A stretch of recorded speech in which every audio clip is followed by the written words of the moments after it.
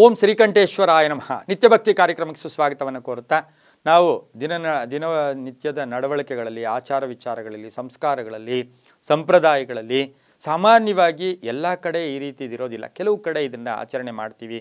ಅದೇನು ಅಂತ ಹೇಳಿದ್ರೆ, ಒಬ್ಬರ ಬಟ್ಟೆಗಳನ್ನು ಮತ್ತೊಬ್ಬರು ಹಾಕ್ಕೊಳ್ಳೋದು.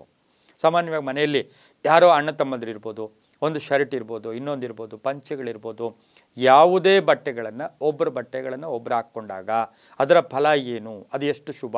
ಯಾಕೆ ಅಂತ ಹೇಳಿದ್ರೆ, ಇದು ಹೇಳೋಕ್ಕೂ ಮುಂಚೆ ಒಂದನ್ನು ನಾವು ಒಂದು ಸಾರಿ ಗಮನಿಸಿದ್ದೆ ಆದರೆ ತುಂಬ ಚೆನ್ನಾಗಿರುತ್ತೆ.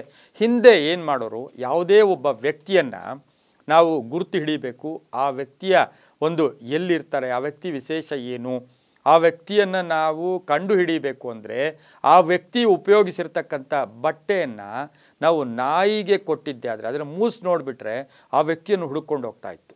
ಅದನ್ನು ಕೂಡ ಇತ್ತೀಚೆಗೆ ಈಗಲೂ ಕೂಡ ಕೆಲವು ಕಡೆ ಅದು ಮಾಡೇ. ಅದರ ಅರ್ಥ ಏನು, ಆ ವ್ಯಕ್ತಿಯ ಶರೀರದಲ್ಲಿರ್ತಕ್ಕಂಥ ಧನಾತ್ಮಕ ಇರ್ಬೋದು, ಋಣಾತ್ಮಕ ಇರ್ಬೋದು, ಕೆಟ್ಟದ್ದಿರ್ಬೋದು, ಒಳ್ಳೇದಿರ್ಬೋದು, ಆ ಬಟ್ಟೆಯಲ್ಲಿ ಸೇರಿಕೊಳ್ತಾ ಇತ್ತು. ಆ ಬಟ್ಟೆಯನ್ನು ಒಂದು ನಾಯಿ ಮೂಸಿ ನೋಡಿದ್ದೆ ಆದರೆ ಆ ವ್ಯಕ್ತಿ ಎಲ್ಲಿದ್ದಾನೆ ಅಂತ ಗುರ್ತನ್ನು ಕೂಡ ಹಿಡಿತಕ್ಕಂಥದ್ದನ್ನು ಕೂಡ ಹಿಂದೆ ನಾವು ಗಮನಿಸಿದ್ದೀವಿ.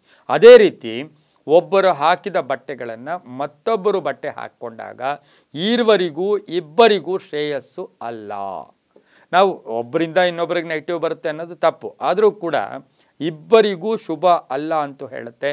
ಇದರಿಂದ ಏನಾಗುತ್ತೆ, ಆ ಒಂದು ವ್ಯಕ್ತಿಗಳಲ್ಲಿ ದಿನೇ ದಿನೇ ಧನಾತ್ಮಕ ಶಕ್ತಿಗಳು ಹೊರಟೋಗುತ್ತೆ. ನಾವು ಖುಷಿಗೆ ಹಾಕ್ಕೊಂಡ್ಬಿಡ್ತೀವಿ. ಹೆಣ್ಮಕ್ಳ ಬಟ್ಟೆ ಇರ್ಬೋದು, ಗಂಡು ಮಕ್ಳ ಬಟ್ಟೆ ಇರ್ಬೋದು, ಯಾರದೇ ಬಟ್ಟೆಗಳಿರ್ಬೋದು, ಆ ಬಟ್ಟೆಗಳನ್ನು ಒಬ್ಬರು ಹಾಕಿದ್ದು ಮತ್ತೊಬ್ಬರು ಹಾಕ್ಕೊಳ್ಳೋದು ಅಷ್ಟು ಶುಭ ಕೂಡ ಅಲ್ಲ ಅಂತ ಕೂಡ ಹೇಳುತ್ತೆ. ಇನ್ನು ದೇವಸ್ಥಾನಗಳಿಗೆ ಹೋದಾಗ, ಯಾತ್ರೆಗಳಿಗೆ ಹೋದಾಗ ಸಾಮಾನ್ಯವಾಗಿ ನಾವು ಹಾಕ್ಕೊಂಡಿರೋ ಬಟ್ಟೆಗಳನ್ನು ನಾವೇನು ಮಾಡ್ತೀವಿ, ನದಿಗಳಲ್ಲಿ ಬಟ್ಟೆಯನ್ನು ಹಾಗೆ ಬಿಡ್ತೀವಿ. ಅದು ಕೂಡ ತಪ್ಪು.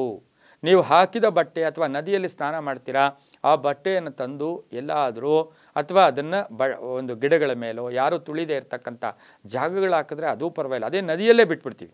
ನಮ್ಮ ಕರ್ಮ ನಮ್ಮಿದೆಲ್ಲ ನದಿಗೆ ಹೋಗಲಿ ಅಂತ ಅನ್ನೋದಲ್ಲ. ನಾವು ದೇಹವನ್ನು ಶುದ್ಧಿ ಮಾಡ್ಕೊಳ್ಳೋದೇ ಬೇರೆ, ಬಟ್ಟೆಯನ್ನು ನದಿಗಳಲ್ಲೂ ಕೂಡ ಬಿಡಬಾರ್ದು. ಹೀಗೆ ನಾವು ಬಟ್ಟೆಯನ್ನು ಒಬ್ಬರು ಹಾಕಿದ ಬಟ್ಟೆಯನ್ನು ಮತ್ತೊಬ್ಬರು ಹಾಕ್ಕೊಂಡಾಗ ಅದು ಕೂಡ ಶುಭದ ಫಲಗಳು ಕೂಡ ಆಗೋದಿಲ್ಲ. ಅಂತಃಶಕ್ತಿ ಚೇಂಜ್ ಆಗುತ್ತೆ, ಮಾನಸಿಕವಾಗಿ ಯಾತನೆಗಳು ಉಂಟಾಗ್ತಕ್ಕಂಥದ್ದು, ಆಲೋಚನೆಗಳು ನಮಗೇನೋ ಗೊಂದಲ, ಸರ್ ಏನೋ ಒಂದು ಕೆಲಸ ಮಾಡಬೇಕು ಅಂತಿದ್ದೀನಿ ಆದರೆ ಆ ಕೆಲಸಕ್ಕೆ ನನಗೆ ಪರಿಪೂರ್ಣವಾಗಿ ಮನಸ್ಸು ಒಪ್ತಾ ಇಲ್ಲ, ಈ ರೀತಿ ಮಾತುಗಳಾಡ್ಕೊಳ್ಳೋದು. ಆಮೇಲೆ ಒಬ್ರಿಗೊಬ್ರು ಜಗಳ ಕೂಡ ಆಗ್ತಕ್ಕಂಥ ಸಾಧ್ಯತೆ ಇರೋದ್ರಿಂದ ಯಾರೂ ಹಾಕ್ಕೊಳ್ಳೋದು, ಅಣ್ಣ ತಮ್ಮಂದ್ರ ಬಟ್ಟೆಗಳೇ ಆಗಲಿ, ಅಣ್ಣನ ಬಟ್ಟೆ ತಮ್ಮ, ತಮ್ಮನ ಬಟ್ಟೆ ಅಣ್ಣ ಹಾಕ್ಕೊಂಡ್ರು ಕೂಡ ಅದು ಕೂಡ ಅಷ್ಟು ಒಳ್ಳೆಯದು ಕೂಡ ಅಲ್ಲ. ಒಬ್ಬರಿಗೆ ಶುಭ ಆಗ್ಬೋದು, ಇನ್ನೊಬ್ಬರಿಗೆ ಕಂಟಕ ಆಗ್ಬೋದು. ಒಟ್ಟಲ್ಲಿ ಕಂಟಕ ಅಂತೂ ಕಟ್ಟಿಟ್ಟ ಬುತ್ತಿ ಅಂತೂ ಕೂಡ ನಾವು ಹೇಳ್ತೀವಿ. ನಮ್ಮಲ್ಲಿ ಒಂದು ಮಾತು ಹೇಳ್ತಾರೆ, ಸರ್ ಮಹನೀಯರಿರ್ತಾರೆ, ಸ್ವಾಮಿಗಳಿರ್ತಾರೆ, ಮಹಾನುಭಾವರು ಇರ್ತಾರೆ, ಅವರ ಬಟ್ಟೆಗಳು ನಾವು ಹಾಕ್ಕೊಂಡ್ಬಿಟ್ರೆ ಆ ಶಕ್ತಿಗೆ ನಾವು ತಡ್ಕೊಳಕ್ಕಾಗಲ್ಲ.